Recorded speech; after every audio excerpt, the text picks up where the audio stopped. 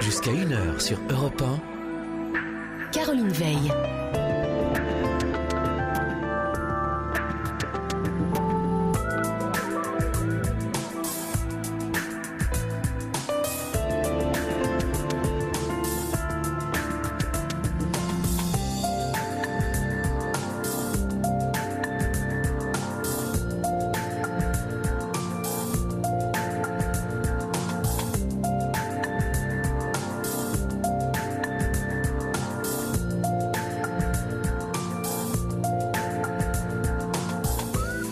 Bonsoir à tous, bienvenue sur Europe 1, c'est la libre antenne, le 3921, comme d'habitude notre numéro d'appel, et jusqu'à 1h nous sommes ensemble et nous bavardons. Alors c'est dimanche, soir, certains connaissent la fameuse boule au ventre qui précède le lundi matin. En même temps, c'était le premier dimanche de l'été, il a fait beau, il a fait chaud presque un peu partout. Qu'avez-vous fait vous de cette belle journée ? À quoi avez-vous pensé ? À quoi avez-vous rêvé ? Parlez-moi de votre météo interne. Je suis à votre écoute, prête à dérouler avec vous le fil de ce qui vous perturbe éventuellement ou de ce qui vous agite. Et puis, si vous désirez tout simplement partager avec nous une jolie histoire, eh bien, n'hésitez pas. Le 3921. Je voudrais vous parler de la petite équipe qui est là avec moi. Merci à Fabrice qui réalise pour vous cette émission. Merci aussi à Quentin et Corentin qui sont au standard et qui vont vous accueillir tout au long de la soirée. Je récapitule brièvement 7 39 21 pour vos SMS en commençant par le mot nuit. Vos mails sur notre site europe1.fr et bien sûr pour nous rejoindre et passer avec moi à l'antenne, le 39 21. Europe 1, Caroline Veil.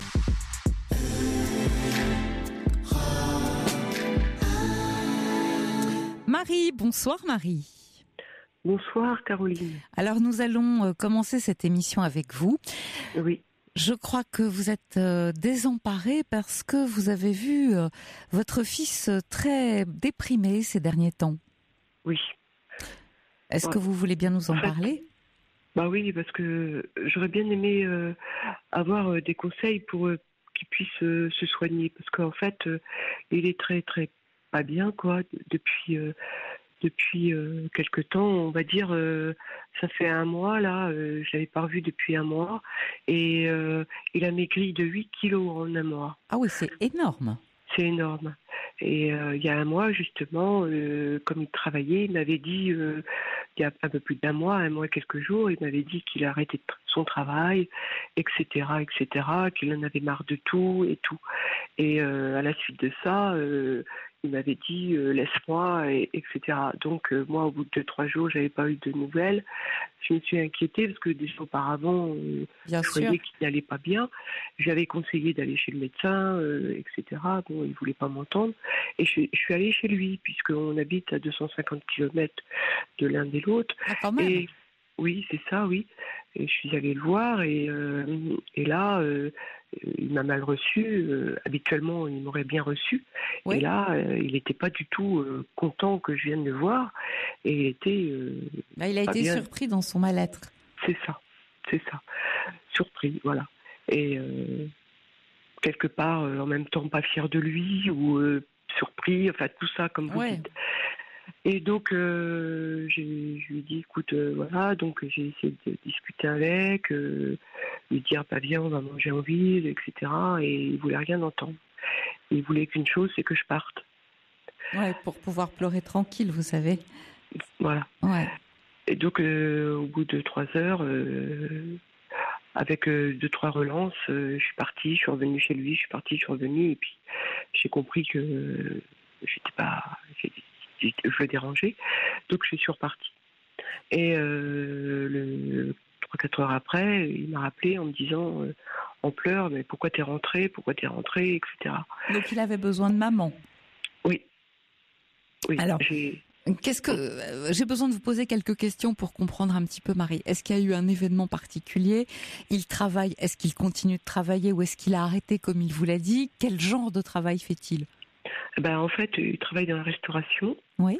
Il avait un CDD jusqu'en septembre et là, il a arrêté depuis un mois. Il n'a pas été travailler.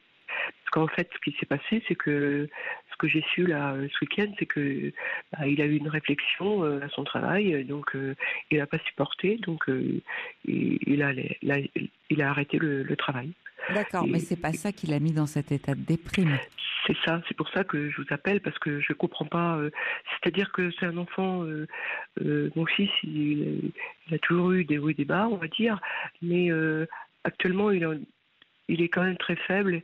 Et il me disait encore hier, j'ai jamais été aussi mal, quoi. Là, il est très très mal. Mais Et c'est ce que pour ça j'entends. Bien sûr, 8 kilos, c'est énorme. On peut dire qu'il Oui. il a vraiment beaucoup maigri. Alors, Oui. vous me dites, c'est mon fils. Il a un père, ce fils. Oui. Quel rapport avec le papa? Pas bien du tout. Ils s'entendent pas. Depuis longtemps? Ça a toujours été, oui. C'est-à-dire que là, il s'est rapproché un peu de son père, pas il y a 1 an et demi, parce que moi, j'avais eu des soucis de santé, et lui, il était allé dans le sud, et puis dans le sud, ça n'avait pas été avec sa copine, donc moi, comme je pouvais plus aller le rechercher, j'ai demandé à son père qu'il aille le rechercher, puisqu'il se retrouvait un peu dehors, quoi. Donc son père, il a un peu remis en ligne, quoi. Il a un peu, il Il a participé. Il a essayé de... Voilà. Mon fils est allé vivre quelques mois chez son père, mais en fait, ça s'est mal fini, hein, on va dire. Donc, ce qui fait qu'il a pris un appartement pas loin de chez son père, si vous voulez. Mais les relations entre eux Sont plutôt tendues. sont très tendues, on va dire. Donc, si vous voulez, jusqu'à présent, si vous voulez, quand il y avait un souci ou autre, il se confiait beaucoup à moi. Il me parlait toujours on s'est toujours, même plus avec les hauts et les bas, mais on a toujours parlé, on a toujours discuté. Donc voilà, quoi.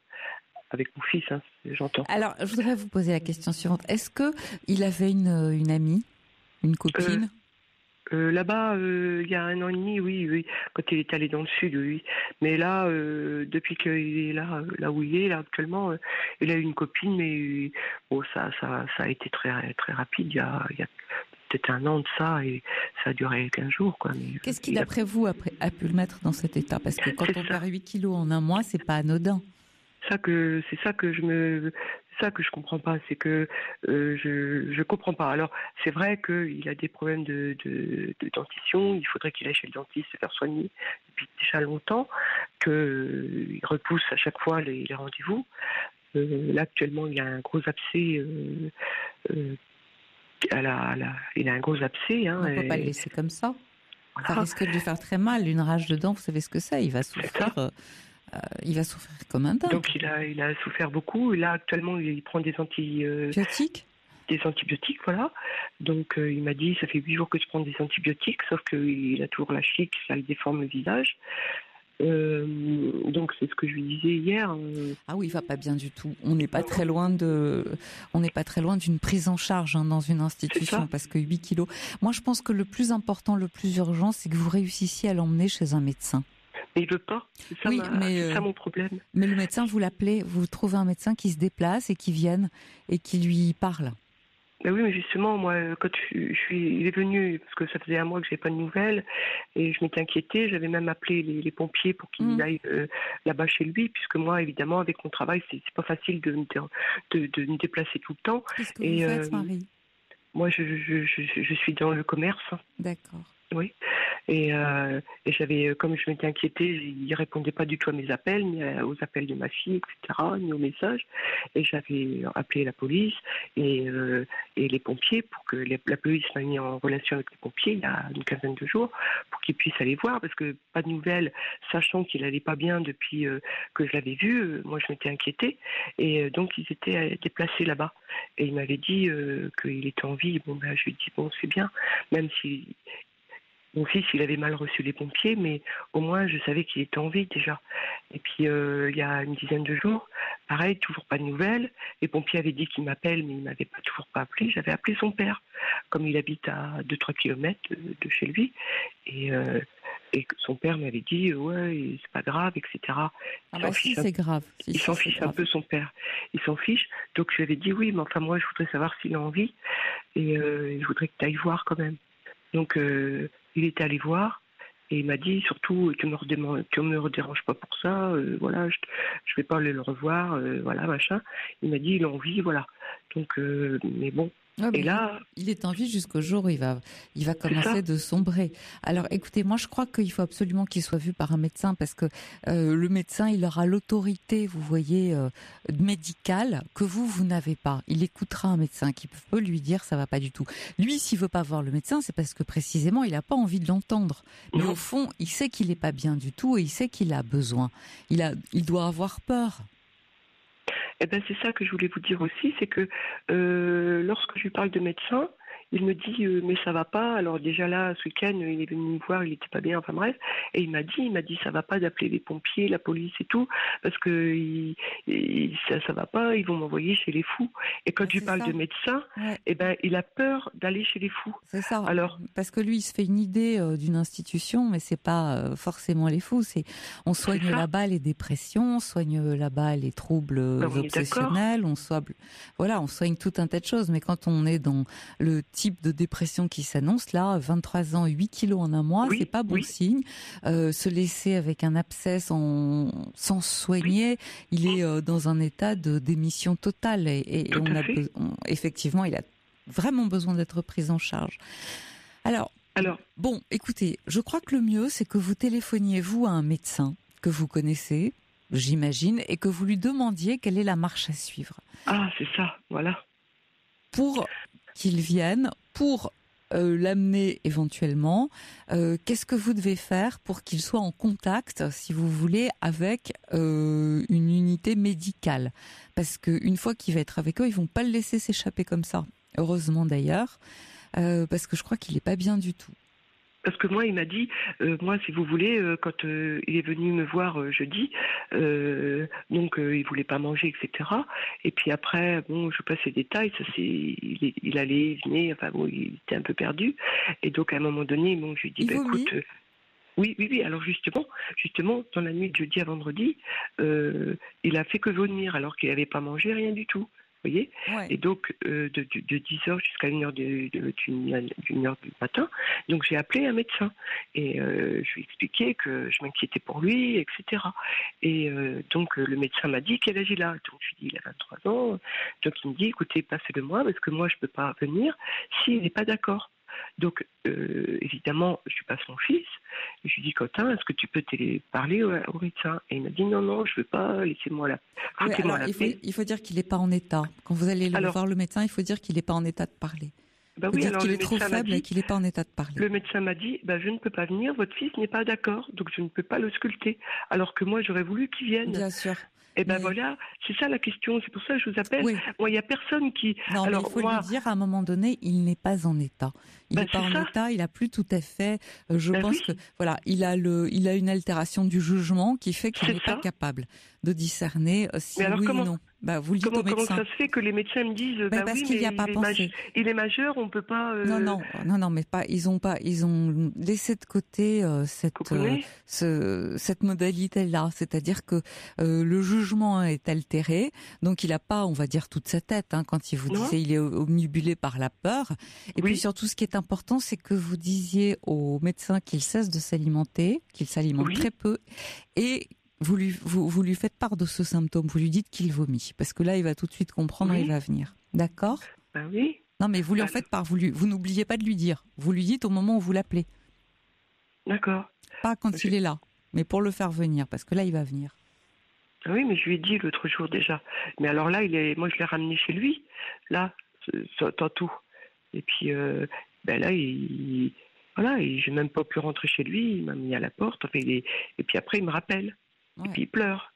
Donc il a besoin de moi, parce qu'il m'a rappelé, il m'a envoyé un message ce soir en disant maman, alors Marie, ce que vous pouvez faire aussi, c'est aussi vous renseigner auprès de SOS Psychiatrie sur la marche à suivre. Vous pouvez aussi les appeler.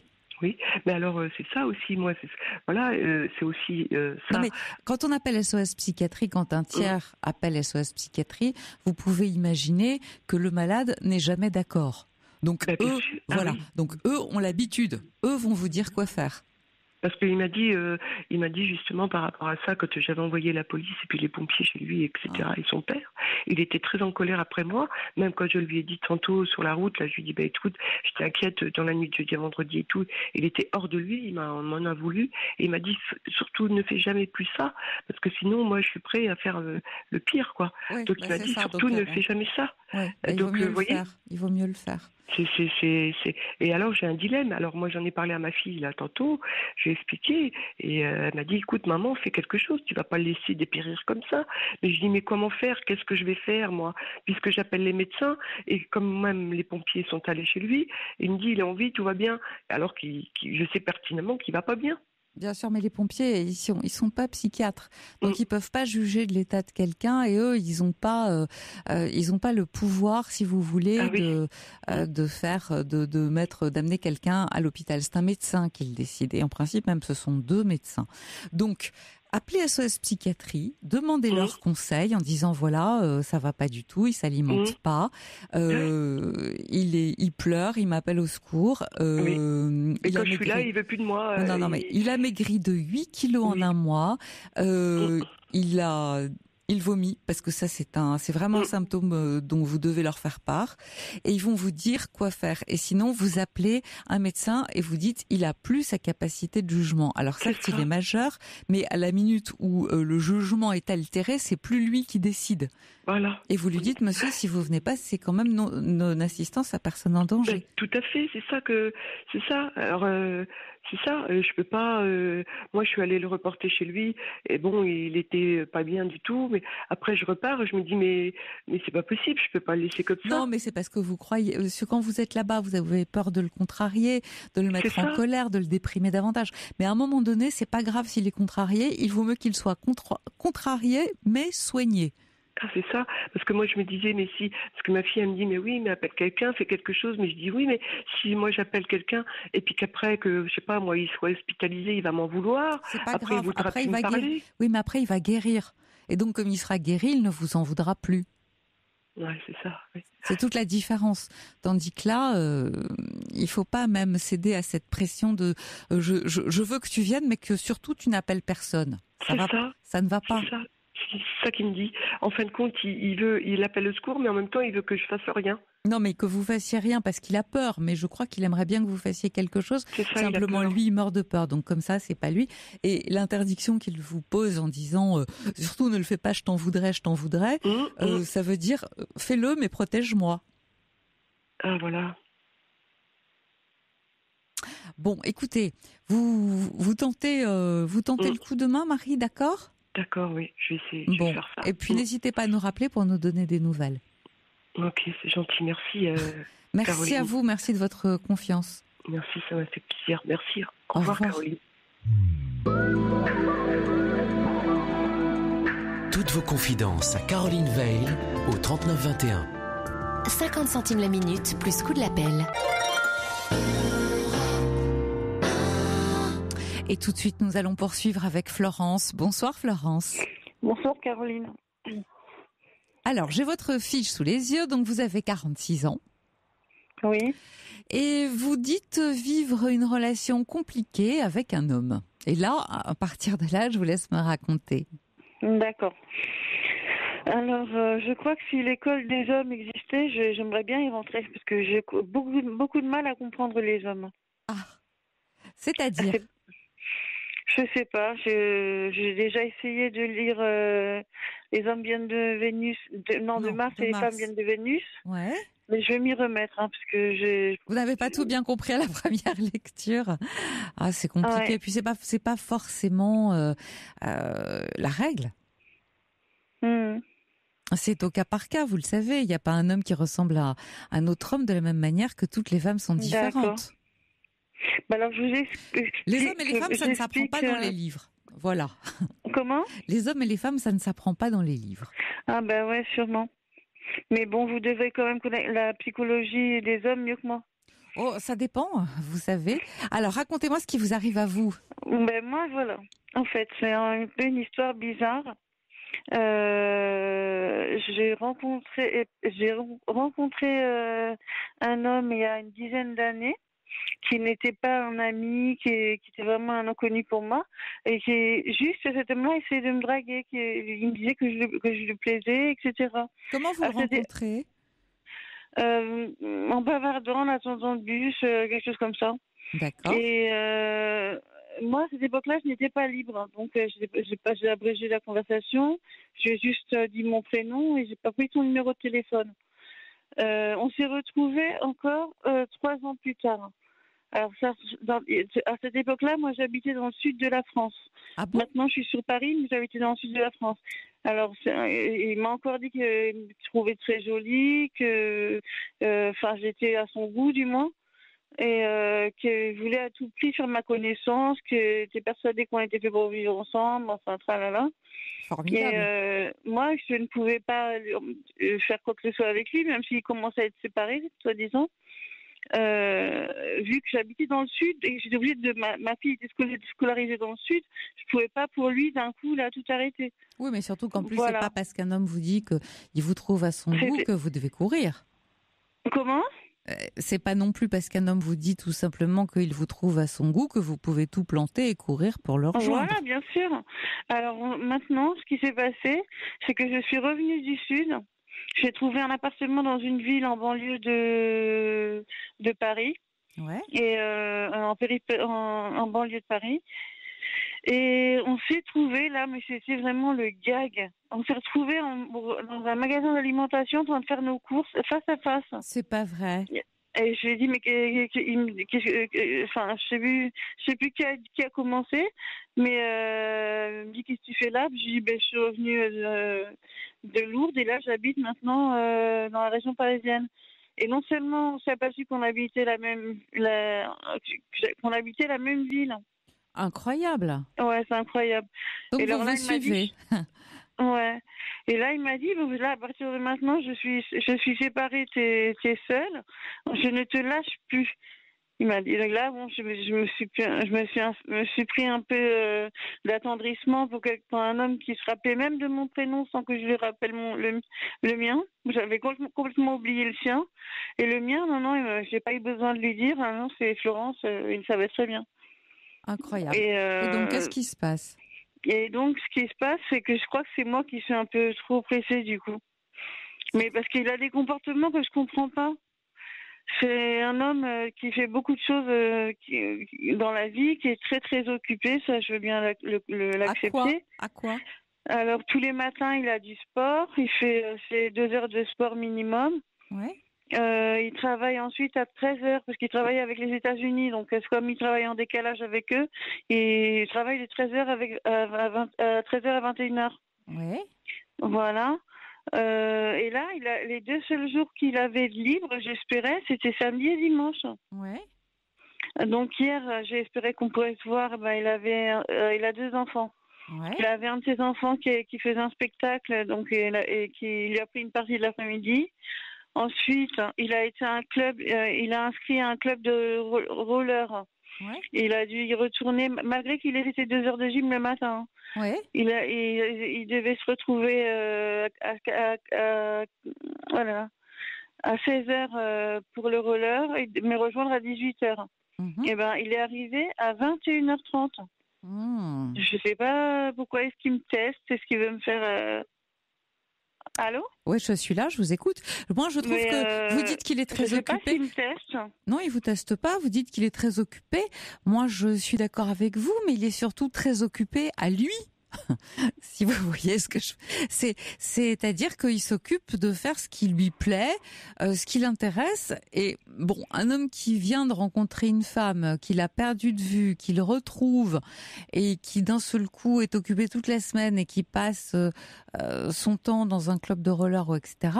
J'ai l'impression qu'il n'est pas si enthousiaste que ça. Hein. D'un côté, il y a les mots, puis de l'autre, il y a les actes. Vous ne pouvez pas être attendri par un homme juste parce qu'il a une bonne mémoire. Moi, Moi, je serais vous, j'irais prudemment. Moi, c'est pareil. Aujourd'hui, j'ai attendu. Alors, on devait se voir. Aujourd'hui, on devait se voir à 18h. À 18h, il m'a dit qu'il y a son frère qui était venu le voir pour qu'ils aillent chercher des médicaments pour leur mère à Ganation, la seule pharmacie qui est ouverte le dimanche. Donc, du coup, ça l'a amené à rester avec son frère jusqu'à 22h. Il habite dans quel quartier ? Là-bas, du côté de Nation ? J'ai pas compris.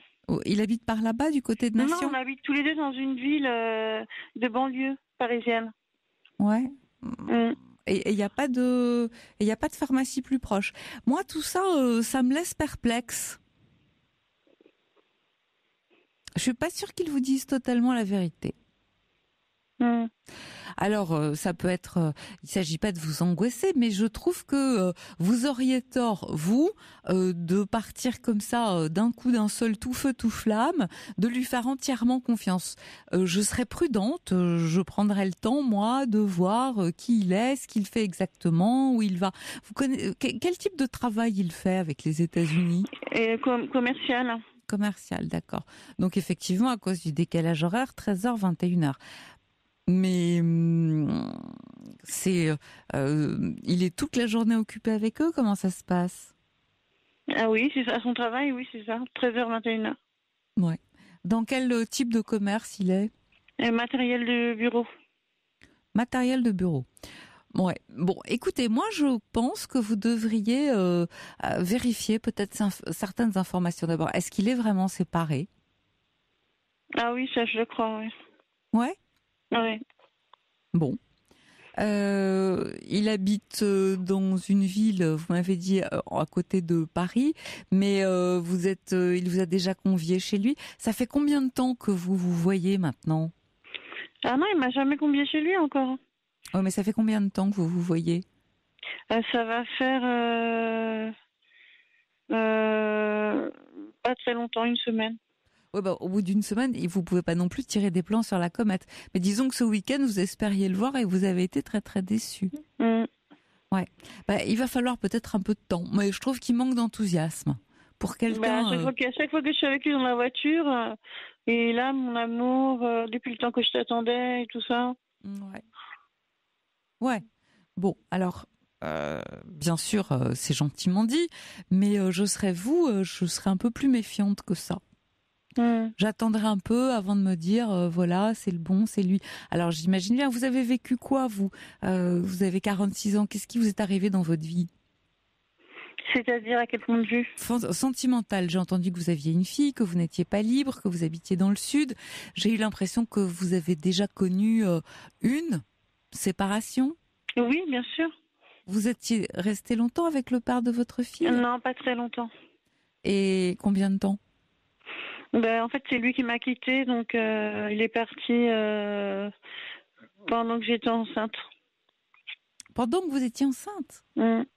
Et après, vous vous êtes retrouvée toute seule ? Après, il est revenu un peu, vu que j'étais descendue dans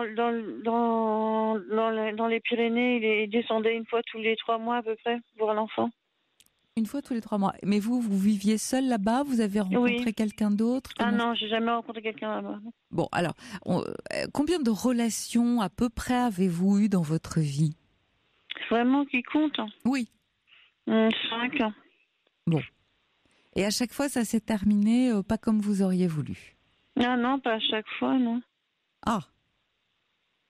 Non. Parce que vous m'avez dit tout à l'heure, je ne comprends rien aux hommes. Mais c'est vrai.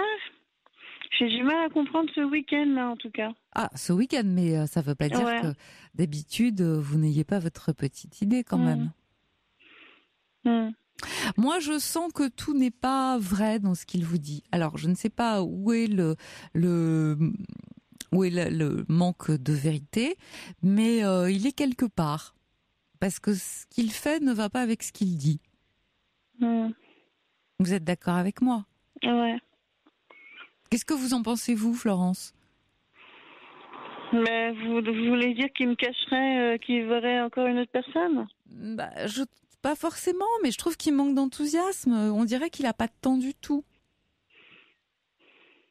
Mais en tout cas, quand il est avec moi, il est enthousiaste. Hein. Combien de temps il a été avec vous? Ben, je l'ai vu que 2 fois pour l'instant. C'est-à-dire, une fois vous le rencontrez à nouveau au supermarché, Ouais. et puis juste là. Oui, ça fait pas beaucoup. Bon, moi je dirais que c'est un peu court pour faire tout de suite des plans sur la comète. On se calme, hein. Puis on va voir ce qui se passe, non pas dans une semaine, mais donnez-vous le temps d'examiner la situation au moins pendant 1 mois ou 2. D'accord. Au moins. Et vous serez là un dimanche, dans 1 mois ou 2? Dans 1 mois ou 2, dans un dimanche non, mais d'autres jours oui. Sinon, vous aurez, quoi qu'il arrive, Sophie Peters qui pourra vous répondre de façon très très compétente de la même manière. D'accord. D'accord ? D'accord. De toute façon, nous, on est là tout le temps. La libre antenne, c'est tous les soirs. D'accord. D'accord ? Bon, à bientôt Florence, n'hésitez pas à nous rappeler. D'être prudente. Hein. Ah bah je vous conseille d'être prudente, de faire attention, de regarder bien là où vous mettez les pieds, de pas croire tout ce qu'il vous dit parce que encore une fois c'est différent de ce qu'il fait, de prendre le temps de vérifier et puis de pas tirer de plan sur la comète, de pas essayer de pas vous attacher trop vite non plus. Vous savez pour l'instant à part qu'il se rappelait de votre prénom, vous savez pas grand-chose de lui. Donc, on va pas comme ça, du jour au lendemain avec quelqu'un. Il m'a parlé de sa famille, de pas mal de choses. Hein. Ouais, mais juste 2 fois, ça suffit pas, Florence, pour connaître quelqu'un. Si vous devez faire quelque chose avec lui, donnez-vous au moins quelques semaines. Non ? Ça vous semble pas préférable ? Bien sûr. Ça serait mieux. Honnêtement, ça serait mieux. D'accord.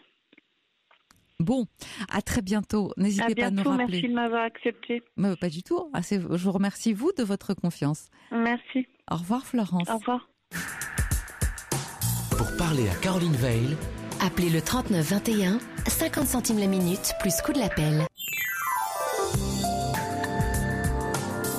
jusqu'à 1h sur Europe 1. Caroline Veil. Et toujours le 39 21, si vous désirez passer à l'antenne, dépêchez-vous d'appeler.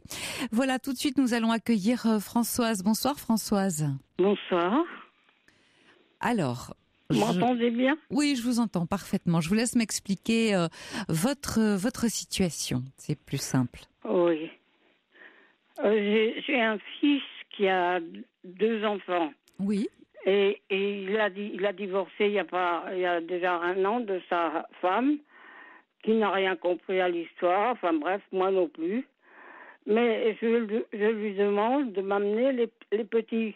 Les petits ont quel âge ? 10 et... Attendez, c'est plus bon. 10, ils ont 4 ans d'écart. 10 et 6. 10 et 6, d'accord. Bientôt 6, quoi. Oui.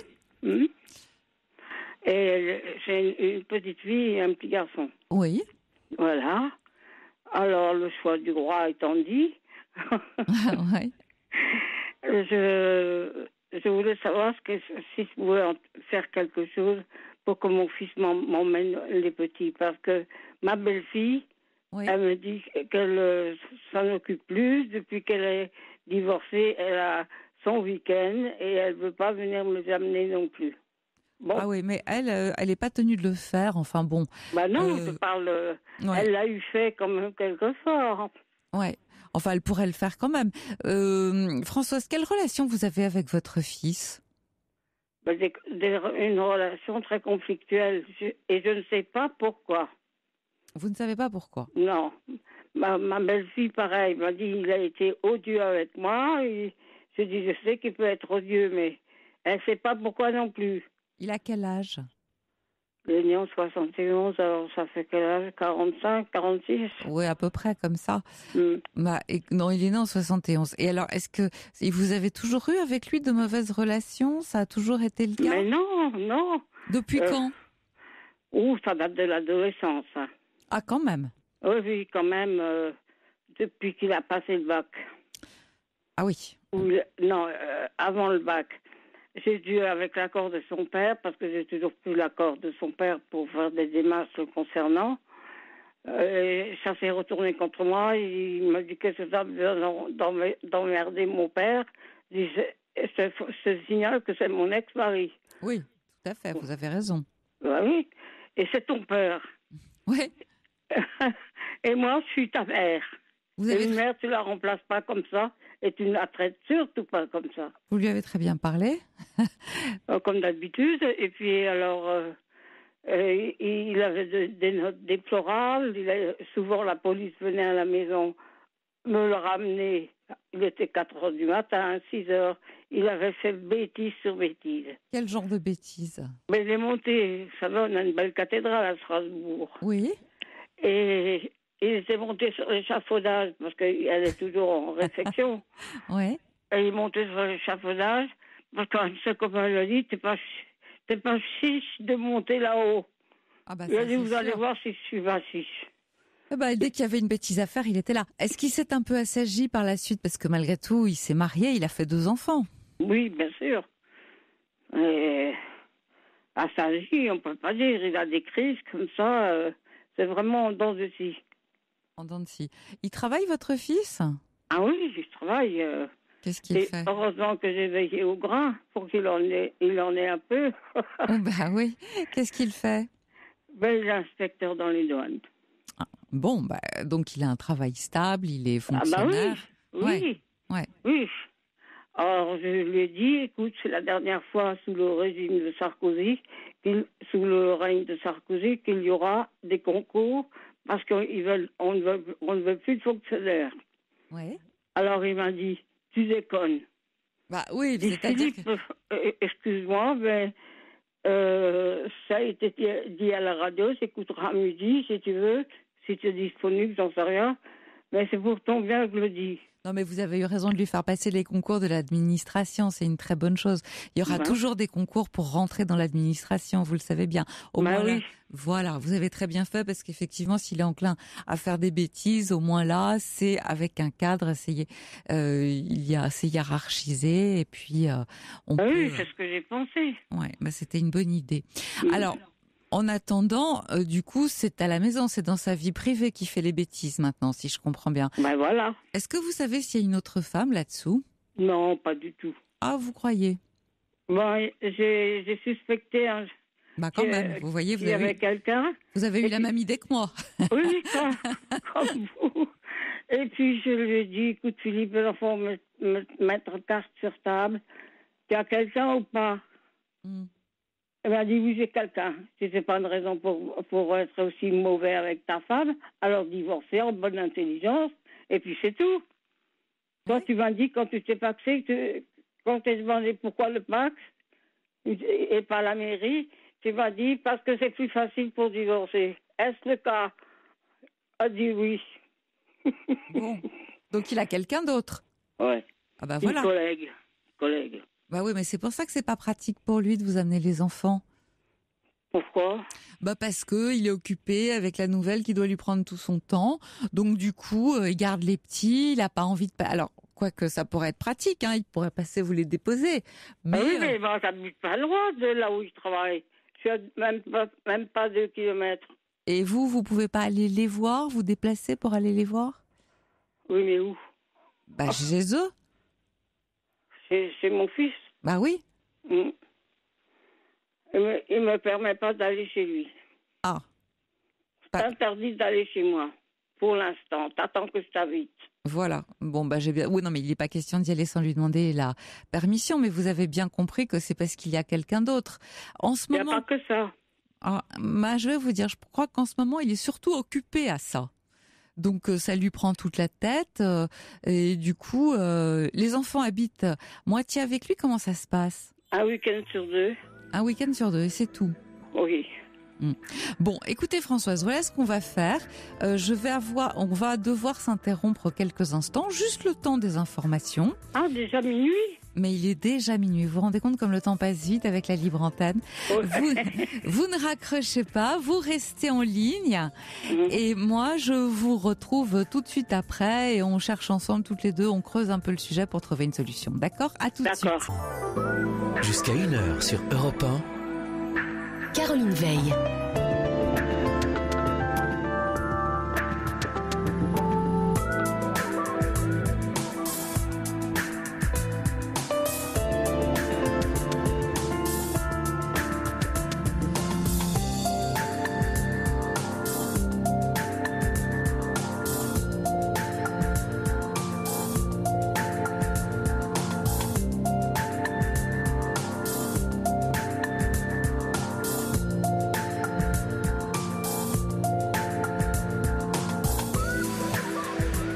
la libre antenne, le 39-21, et plus qu'une toute petite heure pour nous rejoindre.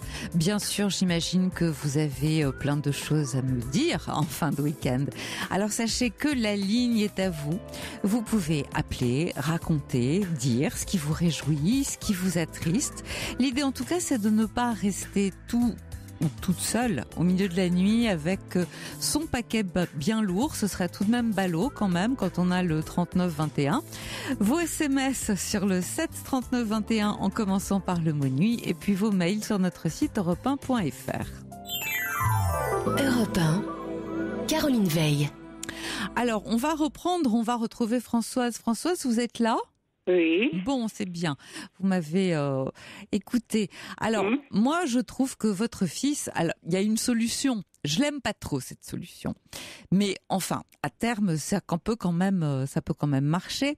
C'est que vous savez que les grands-parents ont des droits et que si vous en faites la demande auprès d'un juge des affaires familiales, bien sûr, vous allez être entendu et vous allez avoir un droit de visite. Mais si vous avez des relations conflictuelles avec votre fils, vous pouvez bien imaginer que ça va pas le mettre de bonne humeur. Non, et je voudrais pas me mettre l'autre famille à dos. Bah oui, c'est ça. C'est ça mon problème. Bah oui, donc vous voulez choisir, j'ai bien compris, la voie de la conciliation. Ouais, voilà. Ouais, la loi de la conciliation, en attendant, il vous fait attendre. Écoutez, moi, je crois que je lâcherai pas. Je pense que je le harcèlerai un petit peu. Bah justement, ce week-end, je savais pas qu'il les avait. Ouais. Enfin, il avait la petite. Il avait ma petite fille qui s'appelle Émilie, et puis le gamin était avec sa mère, je sais pas où.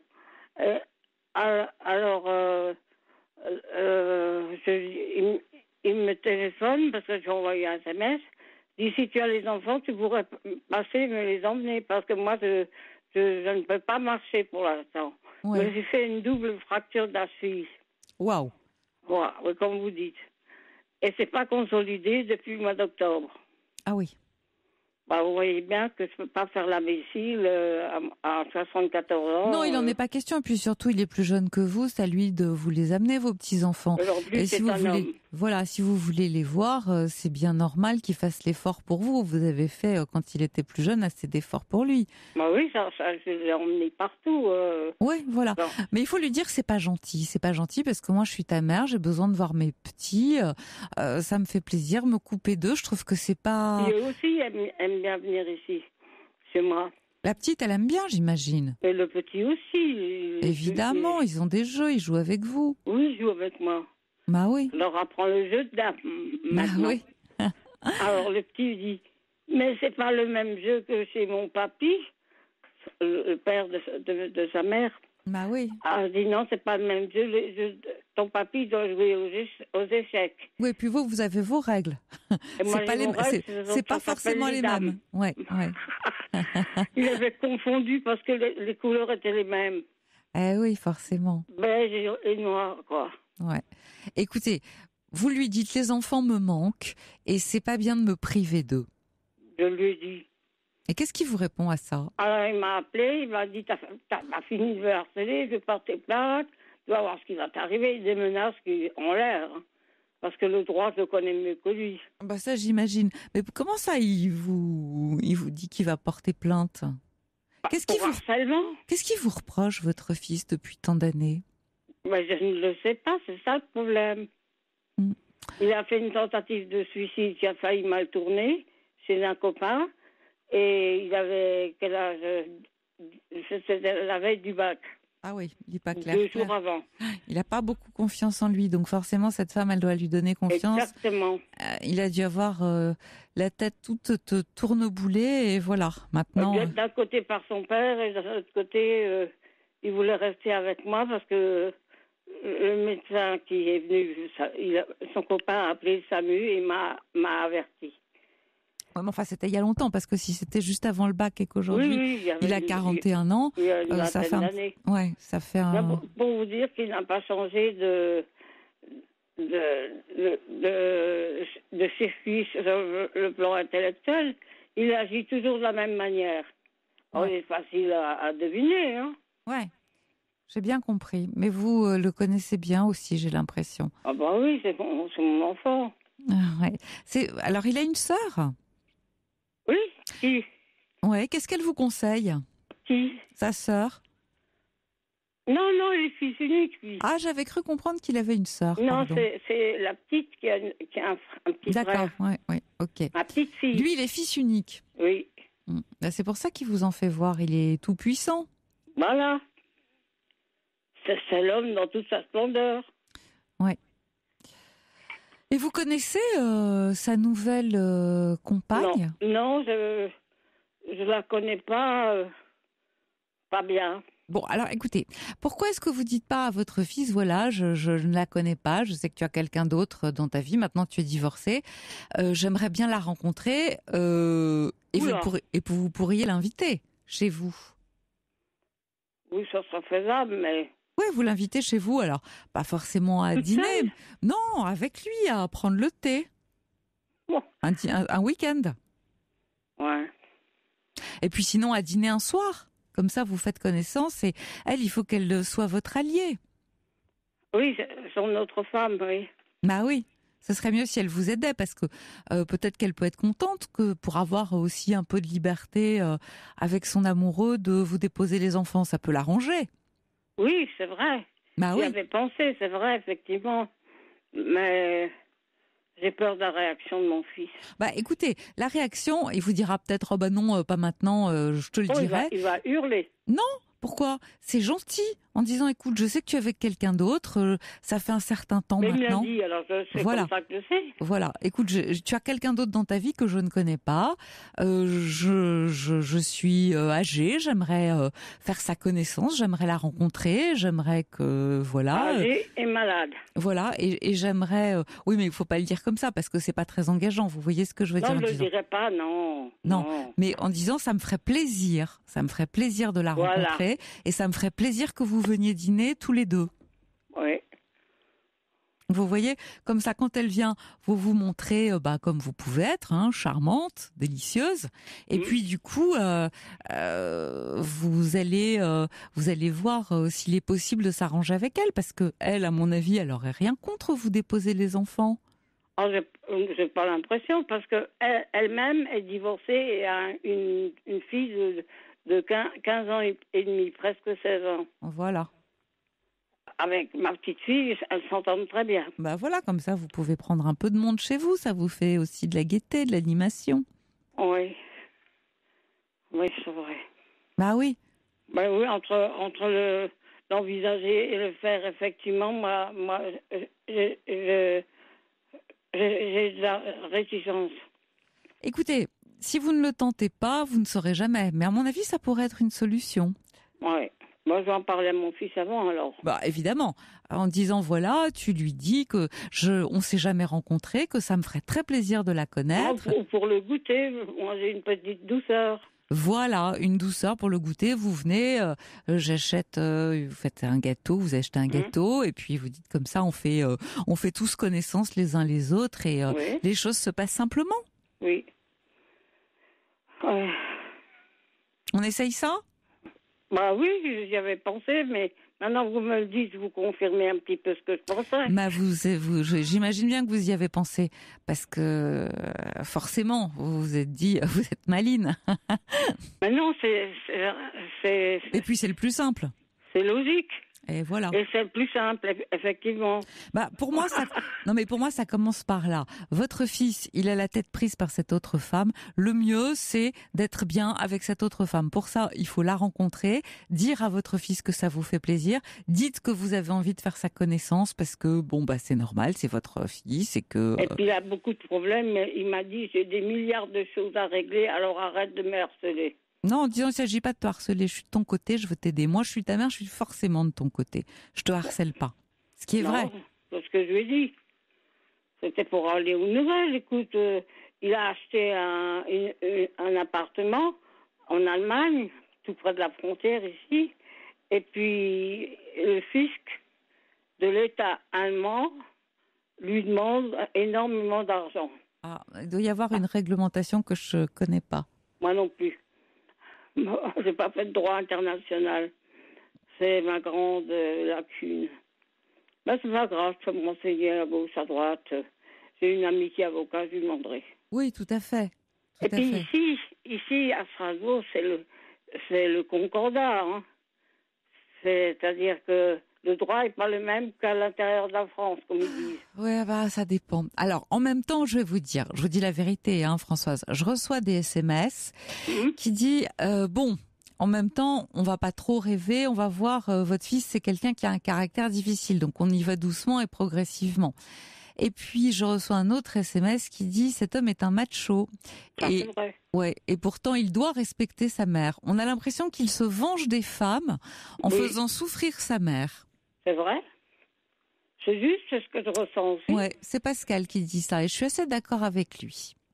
Ah, c'est un homme qui dit ça. Ouais, c'est un homme qui dit ça, c'est intéressant. Oui, c'est très intéressant. Oui, je prends bonne note. Ouais, voilà. Merci à Pascal. Et puis écoutez, de toute façon on essaye comme ça, si jamais ça marche pas, on réfléchira à autre chose. Autre chose, ça peut être, écoute, au bout d'un moment, moi j'ai pas envie de passer par la justice parce que je veux pas qu'on rentre. J'en ai parlé autour de moi, des amis sincères, elles m'ont dit, écoute, à ta place, je sais que les conseillers ne sont pas les payeurs, mais j'éviterai de passer par la justice parce que tu auras une sacrée claque après, vu le caractère qu'il a. Justement parce que c'est un macho, vous comprenez bien que si vous avez raison d'un macho... Mais pourquoi le macho ? Parce qu'il essaye, il est dans la toute-puissance, il est fils unique, il pense que c'est lui qui décide, que c'est lui qui commande, depuis toujours. Bah, un peu quand même. Et en même temps, il est fragile. Il a l'impression qu'il prend confiance en lui comme ça. Oui, c'est ça. Tout juste. En étant autoritaire. Oui. Alors, il a réussi tous les concours administratifs qui se présentaient. Et puis, il rentre tout content du moment où je suis reçue à tous les concours. Le Trésor, la Poste, les PTT, je sais plus quoi, les finances. Bah, c'est vachement bien. Il a réussi tous les concours. Mais je ne sais pas quoi choisir. Mais il faudrait que tu te décides incessamment sous peu, hein. Il dit oui demain. Ah, c'est pour ça que tu viens ce soir si tard. On a vu des pots avec des copains. D'accord. Ouais, il est un peu infantile, il est un peu immature. Oui, il est immature. Bon, mais depuis, ça fait combien de temps qu'il travaille ? Ça fait un moment maintenant. Oh, ça fait 6 ans. Ouais. Ça fait pas beaucoup, hein. Mais il a choisi la douane. Alors, je lui ai dit, c'est pas mal, mais moi, à ta place, j'aurais quand même mis toute mon énergie au niveau du Trésor. Parce que moi, j'y ai travaillé et tu as beaucoup d'avantages. Ils sont humains, tu n'es pas obligé d'être à un guichet. Alors, à la douane, j'ai dit, j'ai choisi la douane parce que mon père y était. C'est un peu logique. C'est un peu logique, ouais. Vous trouvez ? Oui, bien sûr. Moi, j'étais bibliothécaire d'État, oui. Et puis, je dis, pourquoi tu n'as pas pris la bibliothèque ? Oh, il y a encore des écoles à faire, il faut aller jusqu'à Lyon. Et puis, je le sais. Et alors ? Puis j'avais plus envie d'aller à l'école. Bah oui, il a choisi le plus facile pour lui. En même temps, il s'est identifié à un homme, Françoise, pas à une femme. Ouais, c'est vrai. Bah oui. Ça avait raison. Moi, j'ai pas pensé à ça en lui disant... Non, il a besoin de s'identifier à un homme. Françoise, on essaye comme ça et vous me rappelez, d'accord ? Ok. À bientôt. Merci. Merci à vous. Au revoir. Et je vous propose d'accueillir Guillaume maintenant. Bonsoir Guillaume. Oui, bonsoir Caroline. Je suis vraiment très ému de vous avoir au téléphone. Mais ça va très bien se passer, vous allez voir. Imaginez que vous soyez au téléphone avec une amie. Oui, c'est ça. Je vais essayer de le faire dans ce sens-là. Alors si ce soir je suis en contact avec vous, c'est parce que il y a quelques semaines, il y a eu un accident, enfin un anniversaire d'un accident terrible. Il s'agit du vol Rio-Paris qui s'est scratché le 1er février 2009 entre Rio et Paris. Oui. Et ma femme faisait partie des passagères en fait. C'est affreux. Et depuis, alors il faut savoir aussi que j'ai 2 enfants. Enfin, à ces époques-là, ils avaient à peine 1 an. Ils sont nés en juillet 2008. Et voilà, je voulais voulais échanger avec vous sur ce sujet parce que je trouve que malheureusement on n'en a pas parlé assez dans les médias, on n'a pas... Oui, on en a parlé, mais c'est comme si on avait voulu un peu édulcorer la douleur. Ça a été un choc terrible, ça. Oui, non, vraiment, ça a été... Ça a remis... Je pense que si j'avais eu mes enfants, je serais parti à mon tour, hein, vous savez. Parce que ma femme, c'est tout ce qu'il y a de plus beau dans ma vie et je reste profondément chagrin, malheureux quand j'évoque son nom, quand je vois ses photos, je vois les enfants qui grandissent. Mais ça a dû être tellement brutal, surtout. C'est horrible. C'est soudain, c'est d'une brutalité et d'une violence inouïe ce qui vous est arrivé, ce qui lui est arrivé. Alors son corps n'a pas été repêché. Ouais. Alors tous les ans on va... Alors, je suis allé cet été, je suis rentré le 4. On a une journée qui est offerte par Air France, offerte par Air France. Ouais, c'est une façon de parler, oui. Ouais, une façon de parler pour aller se recueillir sur le mémorial qui se trouve sur la Palm Beach de Rio, qui comprend le nom de toutes les victimes du vol. Donc j'essaie de faire ça tous les ans. Tous les ans, j'essaie de prendre quelques jours pour pouvoir... Pour pouvoir penser à elle. Pour pouvoir penser à elle, mais je pense à elle tout le temps. C'est pas précisément rien que je pense à elle. Et vous avez l'impression d'être plus près d'elle ce jour-là. Oui, c'est vrai. Alors, ma question, Caroline, c'est au niveau de mes enfants, en fait, parce que, mes enfants étaient très jeunes au moment de l'accident. Oui. C'est des jumeaux, hein. J'ai deux jumeaux, deux garçons. Oui. Et je sais pas comment amener la chose en disant que maman elle est au ciel et que... Non, maman elle est au ciel, c'est pas une bonne idée. Ouais. Non. Maman est au ciel, c'est pas ce qu'il faut dire. Je sais que c'est le premier instinct parce que ça fait rêver et c'est comme ça, mais après il faut avoir l'impression que si elle est au ciel, elle les voit et qu'elle les regarde et pour des tout petits, c'est terrible ce regard comme ça qui se porte sur eux, qu'ils imaginent, vous comprenez ? Oui, je comprends. Il faut leur dire, écoutez maman, il faut leur dire la vérité. Je sais que ça paraît invraisemblable, mais d'une certaine manière, il faut leur enlever l'espoir aussi. Même à 9 ans, vous pensez ? Même à 9 ans, parce qu'il ne faut pas qu'ils restent dans l'espoir que peut-être elle pourrait réapparaître, revenir. Et il faut leur dire, voilà, il s'est passé un grave accident.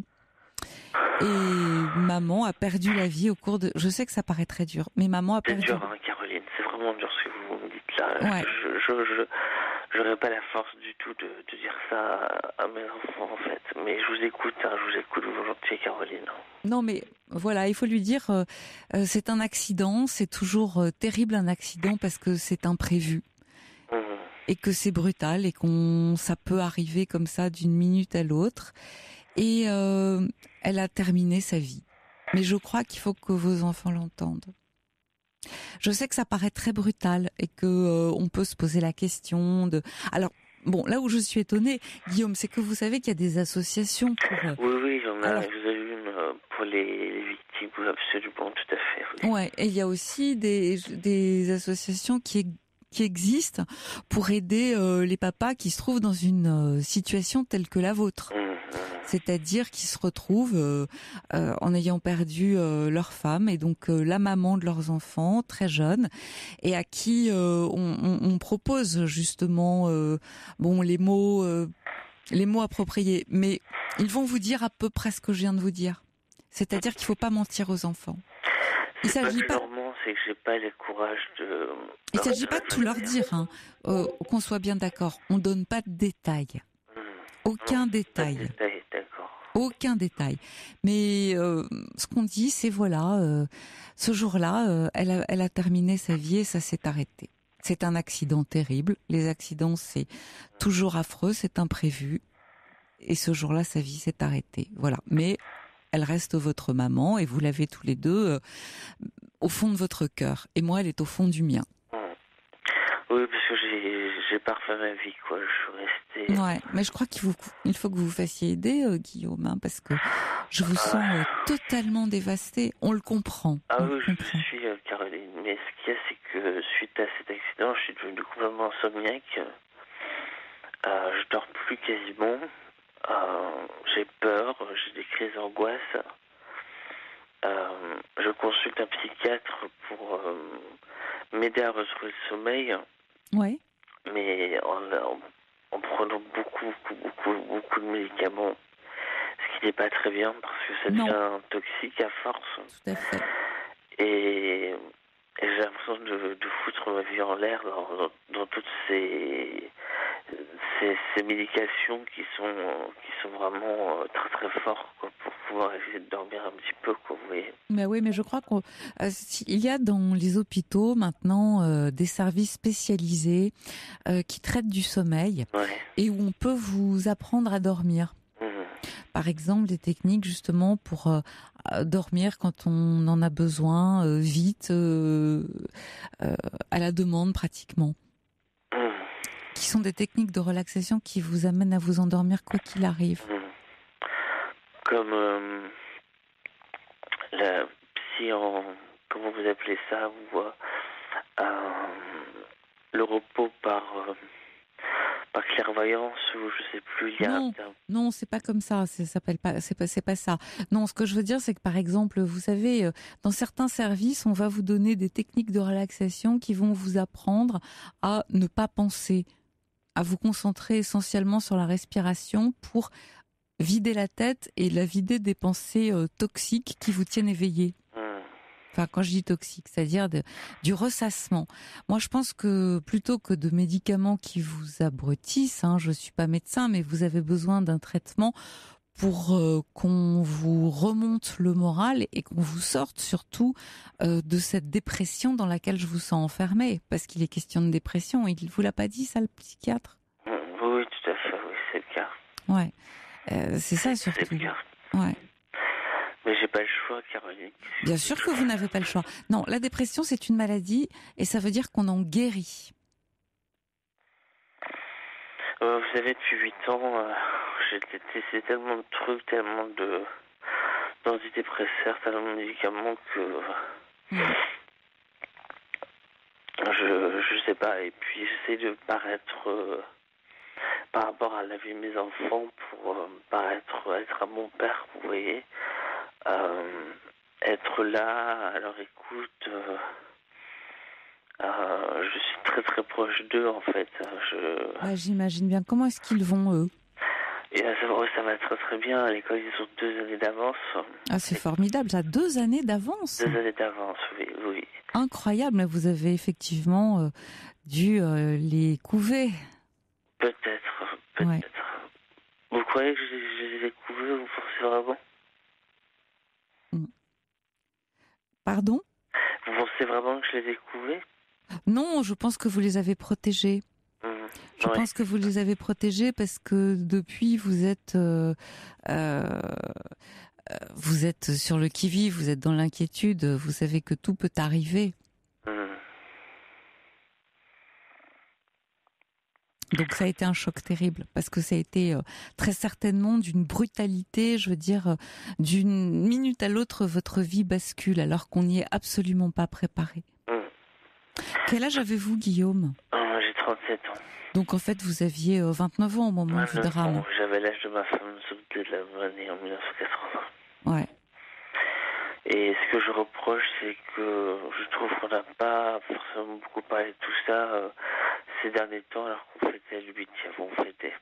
Alors, Guillaume, je tiens à vous dire que je reçois beaucoup de messages pour vous de la part de nos auditeurs, de la part de Fabienne par exemple, qui dit qu'il ne doute pas que ses enfants de 9 ans savent déjà tout, même s'ils ne le montrent pas. Elle a raison, Fabienne.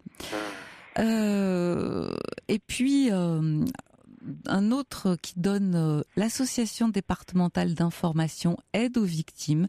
Vous pouvez vous adresser à eux et j'imagine que vous les connaissez, que vous avez peut-être déjà. Oui, absolument. J'ai vu un récit. Ouais. que vous les avez vus à Roissy et qu'ils vous ont donné toutes les coordonnées. Mais Fabienne donne un conseil que je trouve judicieux parce que je reprends vos termes. Vous n'arriverez pas à leur dire vous-même. Si vous n'arrivez pas à leur dire vous-même, et il n'y a pas d'urgence à ça parce que c'est vrai qu'ils le savent, ils ont 2 ans d'avance, donc on dirait que ces petits, ils font tout pour... j'ai envie de dire, vous rassurer sur leur sort, vous montrer qu'ils vont bien, eux, et que tout se passe bien pour eux. Mais Fabienne a raison, en ce sens que si vous n'arrivez pas à leur dire vous-même le jour où vous déciderez de leur dire, vous pouvez faire appel à un tiers, notamment quelqu'un de cette association, et être présent au moment où on leur dira. Et comment pensez-vous qu'ils vont réagir si on leur dit ça de cette façon-là ? Ça va leur faire de la peine. Mais voyez-vous, je reçois par exemple un message de Catherine qui dit elle a raison, hein, quand je dis on donne pas de détails, on donne au contraire certaines informations qui n'ont rien à voir avec ça, en disant que leur mère les aimait beaucoup et que elle a eu un accident au cours d'un voyage. Et qu'elle a eu ce très grave accident, mais qu'elle les aimait beaucoup et qu'ils étaient dans son cœur à elle, que c'est pour ça qu'elle est dans leur cœur à eux aujourd'hui. D'accord, oui. Mais remarquez, ça fait sens, Caroline, vous avez raison, ça fait sens. Mais parce que vous savez, ça peut être très angoissant pour des petits comme ça, qui se représentent une maman au ciel avec un regard sur eux dardé en permanence. C'est plus angoissant qu'autre chose. Ouais. Écoutez, quand le drame est arrivé, c'est la première chose qui est venue. Mais bien sûr, parce que c'est ce à quoi on pense. J'étais pas en mesure d'inventer autre chose. J'étais tellement choquée que... Ouais, et puis de toute façon, ils étaient tout petits, ils avaient 1 an. Voilà. Vous avez paré au plus pressé. Ma femme les allaitait, donc c'était une catastrophe, quoi. Ils avaient même pas 1 an mon accident, donc... quand je disais ma femme, je les allaitais, et c'était l'horreur que j'ai vécu. Ouais. Heureusement, la famille est venue pour m'aider un petit peu, quoi. Alors, est-ce que vous avez, vous, une famille, des parents, des frères, des sœurs ? Oui, j'ai de la famille qui vient très régulièrement me visiter là où je me trouve, mais votre proposition, à savoir dire que maman, elle est partie, qu'on la reverra plus jamais. Non, il faut pas. Non, j'ai pas dit qu'on la reverrait plus jamais, qu'elle est partie et sa vie s'est terminée, que ça s'est passé au cours d'un grave accident. Non, on donne pas de détails, on la reverra plus jamais, ça non. Ça non. Vous savez, les enfants sont curieux, ils vous posent des questions, genre, mais elle est où? Qu'est-ce qu'elle fait? Est-ce qu'elle nous regarde? Non, on n'en sait rien. On n'en sait rien. On sait juste que sa vie s'est arrêtée au cours de ce terrible accident alors qu'elle était partie en voyage. Voilà. Et que, mais si vous ne vous sentez pas, encore une fois, si vous ne vous sentez pas capable de le dire, faites-vous aider effectivement par une association, par un tiers qui le dira, mais devant vous, de façon à ce que vos enfants ne soient pas seuls.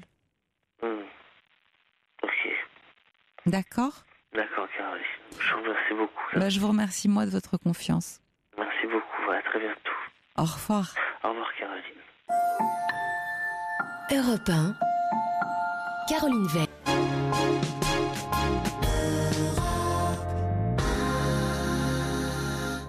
Alors, à l'attention de Guillaume, notre dernier auditeur, je reçois un SMS. Guillaume, je vous le lis. J'ai perdu quelqu'un de proche, enfant, on ne m'a jamais expliqué. Et pourtant, j'ai toujours su. Et j'ai toujours été mal. Et j'aurais préféré savoir. Voilà. Et puis un autre qui dit la chose suivante. Les enfants de 9 ans n'ont connu leur mère qu'1 an. L'attachement ne se fait pas dans la durée. Et il faut dire la vérité, répondre quand ils poseront les questions. Mais le plus important, c'est la vérité. Voilà. Merci en tout cas, Guillaume, de votre confiance. Et puis tout de suite, nous sommes avec Françoise. Bonsoir, Françoise. Bonsoir, Caroline. Avant de commencer, je voudrais exprimer toutes mes condoléances pour Guillaume. Bien sûr. Il m'a touché ce mais monsieur. Il était absolument bouleversant. Absolument bouleversant parce que c'est un drame qui a mis en l'air sa vie, 2 petits bébés, un jeune couple de 29 ans avec 2 jumeaux. C'est vrai que c'est affreux. C'est horrible. Ouais, c'est affreux. Et il le dit, on n'en a pas assez parlé. Si, on y pense. L'accident Rio, il est dans toutes les mémoires, mais c'est vrai qu'on ne l'évoque pas tous les jours. Oui. Alors, moi, je vous appelle pour aussi un décès. Ah. Je ne sais pas si Quentin vous en a parlé. Je sais un petit peu, mais je préfère que vous me le disiez vous avec vos mots. Ouais, mais j'ai du mal. Oui, bien sûr. J'ai découvert mon voisin pendu hier. Oh là, hier ? Oui. Mon Dieu. C'est moi qui l'ai découvert. Comment ça s'est passé ? Qu'est-ce qui s'est passé ? Hier midi, je ne savais pas, il avait eu une altercation avec sa femme avant-hier soir. Donc elle était partie chez un de ses enfants. Et moi, hier, dans la matinée, il y a un de ses enfants qui est venu me voir en me donnant de l'argent, en disant Françoise, je te donne des sous, c'est pour que tu achètes une bouteille pour foutre une cuite à mon père, qu'il aille se coucher, qu'il foute la paix à ma mère. Eh ben, dis donc. Alors moi, je comprenais rien du tout. Hein. C'est pas beaucoup de respect déjà, ça. Comment ? C'est pas beaucoup de respect déjà, ça. Oui, mais bon, je savais pas ce qu'il y avait, donc alors ce que j'ai fait, moi, j'ai pris l'argent et puis je suis allée voir son père. Enfin, je suis allée voir ses parents parce que je savais pas que sa mère était pas là. Alors je vois son père et je lui fais tiens, je vais pas dire le prénom, je lui fais ta femme est pas là, il fait non, elle est pas là. Je fais ah bon, elle fait non, elle est partie depuis hier, elle est partie chez c'est un de mes enfants. Oui. Je fais pourquoi, qu'est-ce qui s'est passé? Il fait on s'est fâché et elle est partie. Ah. Alors, je fais, attends, qu'est-ce que ça veut dire? Il fait, oui, on s'est fâché, elle est partie. Alors, il me donne une explication. Il fait, oui, il a un autre enfant. Il m'a dit, il est venu chercher mes fusils parce qu'ils ont peur que je me suicide. Enfin, bon, c'est n'importe quoi. Il fait, là, ils n'y arriveront pas parce que je vais me pendre. Je fais, attends, arrête tes conneries, tu vas pas te pendre. Je fais, t'as tes enfants, t'as tes petits-enfants, t'as ta femme, t'as tes chiens, tes canards, t'as tout ça. Quel âge il avait, votre voisin? Et il allait avoir 64 ans dans 15 jours. Oh là, jeune. Jeune, ouais. Et je lui ai dit, attends, arrête tes conneries, tu vas pas faire ça, c'est pas possible. Il fait, oui, j'en ai plus rien à foutre de tout ça, c'est plus mon problème, j'en ai marre. Je lui fais, attends. Il fait, écoute, c'est simple, tu dégages. Il m'a foutu dehors de chez lui. Wow. Donc, quand j'ai vu ça, j'ai appelé son fils, où était sa femme. J'ai fait, écoute, viens vite, il y a ton père qui veut se suicider. Donc, les enfants sont arrivés, toute la famille est arrivée. Ils ont essayé de le raisonner. De le raisonner. Et puis, bon, après, tout le monde est reparti. Bon, je me suis dit, bon, c'est bon. Apparemment, ils ont dû le raisonner. Il n'y a plus personne. Et puis, je ne sais pas pourquoi, dans la journée, ça m'inquiétait parce que je voyais pas de mouvement chez lui. Je me suis dit, bon, peut-être qu'il est parti avec eux, peut-être qu'ils l'ont emmené avec eux, et pour passer l'après-midi. Et puis, on est voisins, on habite à 30 mètres de la maison, l'une de l'autre, on est en campagne, dans un petit patelin. Et je passe devant chez lui, bon, je vois rien de spécial, je dis tiens, la télé n'est pas allumée, donc il n'est pas là. Et puis c'est le soir, avec mon mari, on dit c'est bizarre, les canards sont toujours pas rentrés, et c'est heure du soir, d'habitude les canards sont rentrés. Ah, ils rentrent les canards. Ouais, alors mon mari était rentré les canards. Et en rentrant les canards, je suis allée voir, j'ai été frappée et je l'ai trouvé pendu. Mon Dieu. Alors le choc est terrible. Alors j'ai appelé son fils. C'est très traumatisant pour vous. J'ai appelé son fils.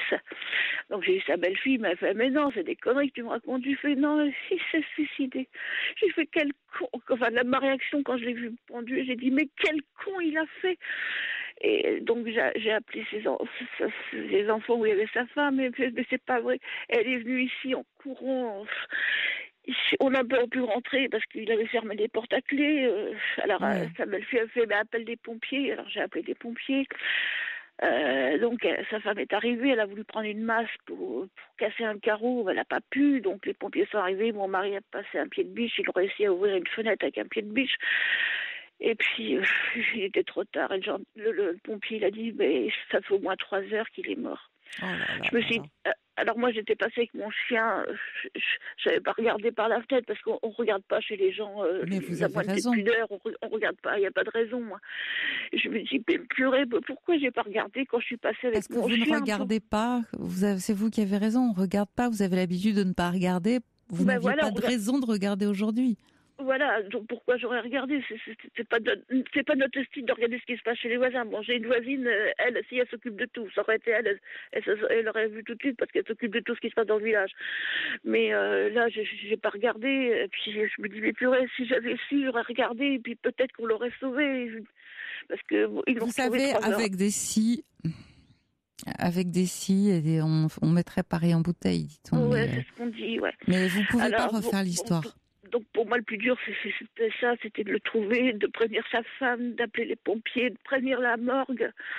Vous avez été partie prenante de ce drame.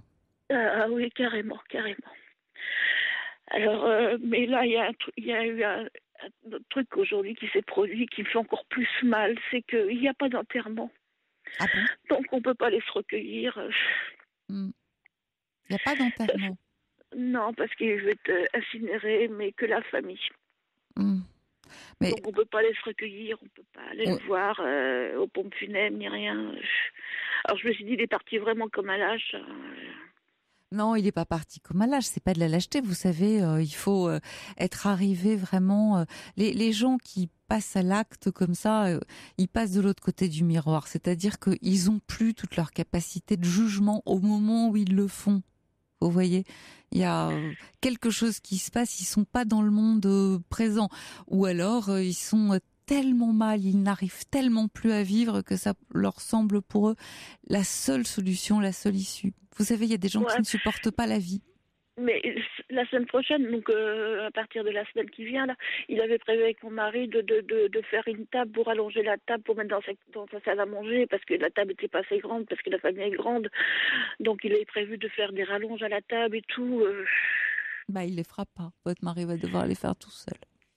Ouais, mais mon mari c'est pareil, il est dans un état. J'imagine. Surtout que là, il est décédé hier, et il y a 1 an, je vous avais déjà appelé parce que mon mari avait perdu son meilleur copain.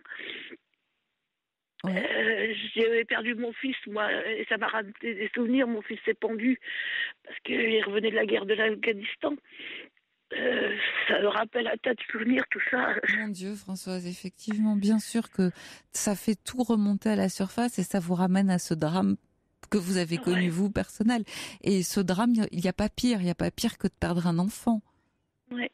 Et là, il y a 1 mois, j'ai perdu mon chien. C'est lui qui m'a emmené chez le vétérinaire, le voisin, c'est lui qui m'a emmené chez le vétérinaire pour faire piquer mon chien. Ah là là. Oui, vous êtes en plein deuil. C'est-à-dire que vous êtes complètement submergé. Et si vous alliez voir un médecin pour qu'il vous aide et un psychologue pour pouvoir parler? Je sais pas. Ah, vous pouvez pas rester toute seule avec ça. Là, aujourd'hui, j'ai passé ma journée à regarder ses canards dans son parc et à aller voir son chien, son chat. Mais c'est-à-dire que vous avez dans la tête des images que vous avez imprimées et il faut absolument que vous puissiez en parler. J'arrive plus à passer devant chez lui. Je suis obligée, pour sortir de chez moi, je suis obligée de passer devant chez lui, mais j'y arrive plus. Voilà, donc vous n'allez pas déménager. Vous êtes d'accord avec moi? Bon, alors je pense que c'est très compliqué pour vous de rester avec ces images, avec ce drame que vous avez présent en permanence, même lorsque vous fermez les yeux. Donc il faut évacuer ces images, il faut pouvoir en parler, il ne faut pas les garder pour vous. Il faut dire à quoi elles vous font penser, parce que là j'entends que vous êtes dans un très très grand état de détresse. Hein. Mais c'est normal, vous êtes en état de choc. Vous êtes vraiment en état de choc. Mais j'ai l'impression d'être plus en état de choc que sa femme. Parce que c'est vous qui l'avez vu. C'est vous qui l'avez trouvé, c'est vous qui avez fait cette découverte. Et puis moi, j'aimerais que vous alliez en parler parce que ça vous permettrait de ne pas vous sentir coupable. Quand vous dites « si j'avais regardé, on aurait pu le sauver », vous savez, on peut rien. On peut surtout pas refaire l'histoire. On peut pas revenir en arrière. Voilà. Le passé est inaliénable. Mais c'est bien que vous nous ayez appelés.